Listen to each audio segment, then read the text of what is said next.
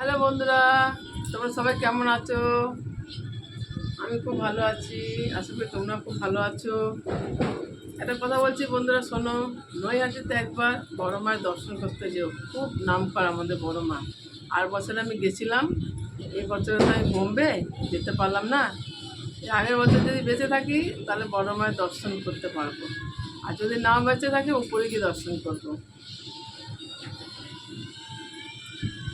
আর সে তো ভালোই মজা, এখানেও ভালো মজা হচ্ছে দিওয়ালিতে।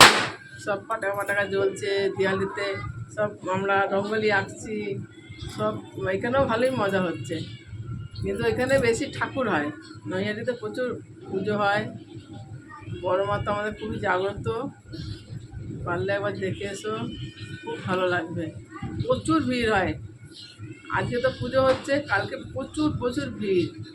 আমরা কালকের দিনেই গেছিলাম, পুজোর দিন যাইনি এর আগের বছরে। খুব ভালো লাগবে, ঘুরে এসো বন্ধুরা। আর আমরা এখানে দিওয়ালি মানাচ্ছি, কালকে যাব, ঠাকুর দেখতে বেরাবো কালকে। ঠিক আছে, চলো বন্ধুরা, রাখছি। শুভরাত্রি, সবাই ভালো থেকো, সুস্থ থেকো, টাটা, বাই বাই।